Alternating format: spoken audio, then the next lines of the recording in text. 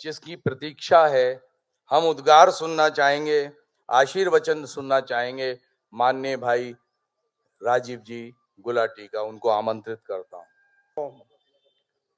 समस्त सन्यासीगण, आपको मेरा प्रणाम, आपको अभिनंदन। आए हुए सभी अतिथिगण, आप सबको मेरा नमस्ते, अभिनंदन।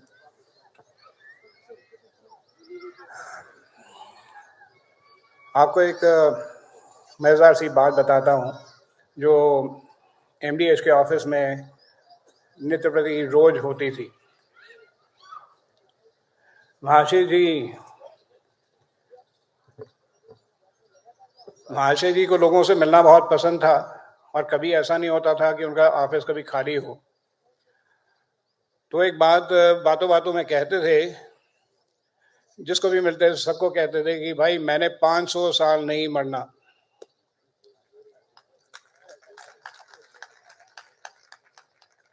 कहते हैं कि प्राणी की जो मानव शरीर है उसकी ज़्यादा से ज़्यादा उम्र 100 साल होती है, 110 भी कुछ लोग पार कर लेते हैं। अबे 500 का गणित कहाँ से आ गया? अब हम भी इस बात को मानने लग गए थे कि महाशय जी 500 साल जिएंगे, तो हमें कभी भी इस प्रकार का प्रतीत ही नहीं होता था कि कभी उनका हाथ हमारे सर से उठेगा।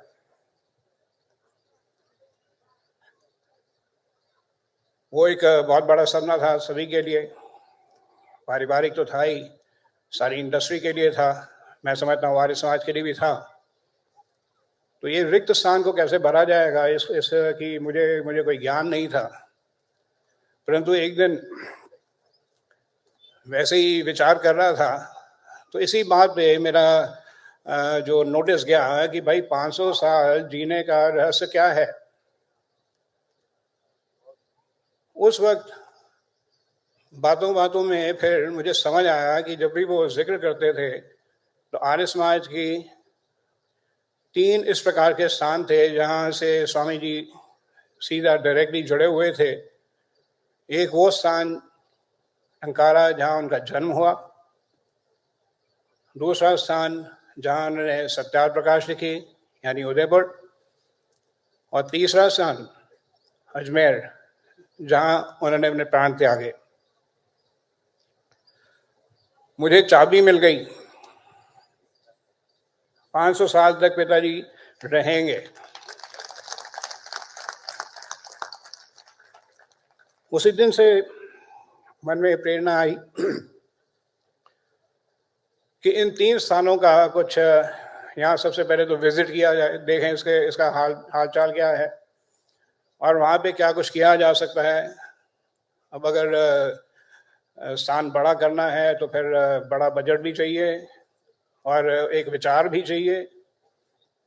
तो इन सारी बातों को इनको असेस करने के लिए मैं टंकारा भी गया, मैं उदयपुर भी आया, मैं विनायक कोठी अजमेर भी गया। टंकारा की दशा अब जो टंकारा होकर आए हैं उसकी जो भी उसकी सिचुएशन है आप शायद जानते हैं। और मैंने ये भी सुना है कि जब एक बार महाशय जी स्वयं गए थे टंकारा तो वहाँ की दयनीय स्थिति को देखकर उनकी आंखों में आंसू आ गए थे। ये बात मेरे को अच्छी तरह याद थी और सच में वहाँ का वही हाल है। इसमें कोई दशा में कोई परिवर्तन नहीं हुआ। छोटे मोटे अगर चेंजेस कुछ हुए होंगे पिछले 2-3 सालों में तो मैं कह नहीं सकता।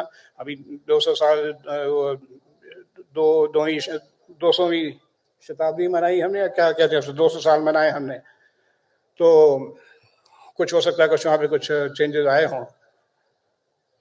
परंतु जब मैं उदयपुर आया नवलखा महल तो यहाँ आके मन को एक अच्छा प्रतीत हुआ, एक शांति सी मिली कि चलो एक स्थान को तो किसी ने संभाल के रखा हुआ है। अशोक जी को मैं काफी समय से जानता था, महाशय जी को मिलने ऑफिस में आते थे, परंतु मेरा उनसे कुछ बोलचाल बहुत ज्यादा नहीं होती, नमस्ते नमस्ते तक सीमित था।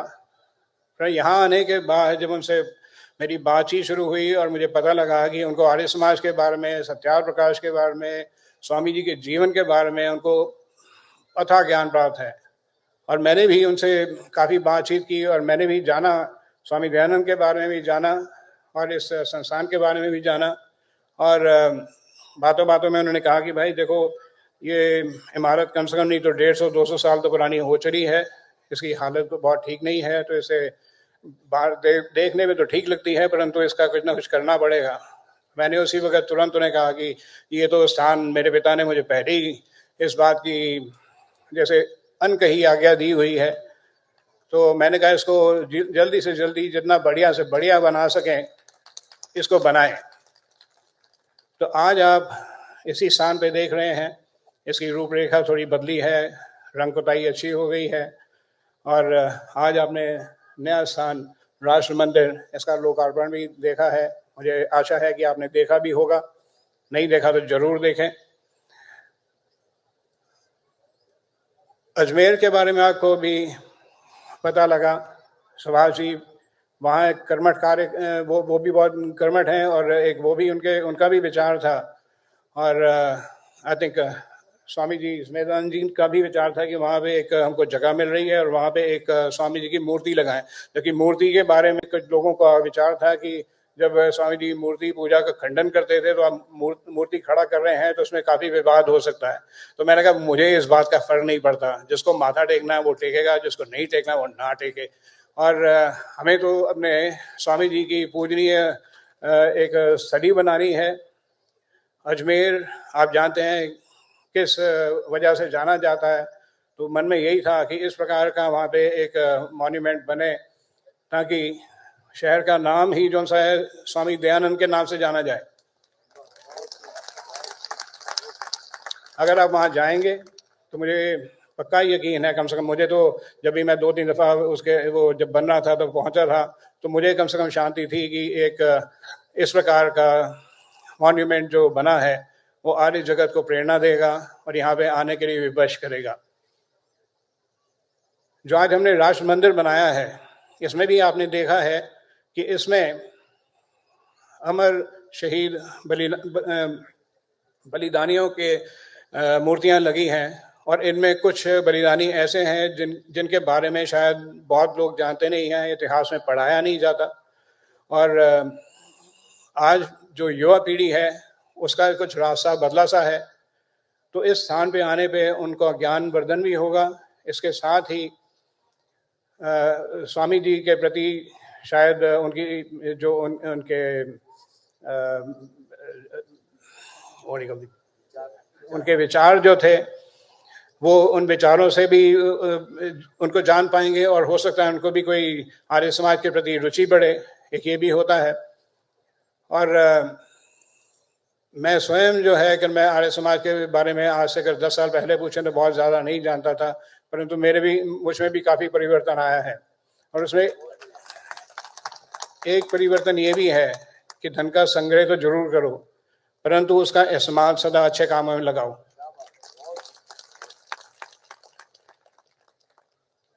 ये जो मॉन्यूमेंट्स जो बन रहे हैं ये हमारे लिए शायद नहीं है, मैं तो ऐसा समझता हूँ कि हमारी तो निकल गई काफ़ी हद तक। तो ये आने वाली जो भावी पीढ़ी है उसको इस प्रकार के कुछ चिन्ह छोड़ जाएं जो बहुत लंबे समय तक रहें, और ये चिन्ह जितने लंबे समय तक रहेंगे तो मेरे पिता की इच्छा की पूर्ति होगी। मेरी कोशिश ये है कि मुझे आप सबका साथ मिले। इस प्रकार के बहुत से आयोजन तो हम करते रहते हैं, पर इस प्रकार की जो भी स्वामी जी से रिलेटेड जो भी प्रॉपर्टीज़ हैं वहाँ पे कुछ अच्छा किया जा सके, ताकि आर्य जगत को भी वो स्मारक मिल सके जहाँ पे हम जाके अपना शीश नवा सकें और प्रेरणा पा सकें। चिंतन करने जैसे मेरे को 2 सहयोगी व्यक्ति, एक सुभाष जी और एक अशोक जी मिले हैं, तो आप देखेंगे कि चीज़ों का कायाकल्प हो सकता है। मैं निवेदन करूंगा आप में से भी कुछ इस प्रकार के कर्मठ व्यक्ति उठ के मेरे पास जरूर आएँ, और मेरे से यथासंभव जो भी सहायता होगी मैं जरूर करूँगा। बहुत बहुत धन्यवाद।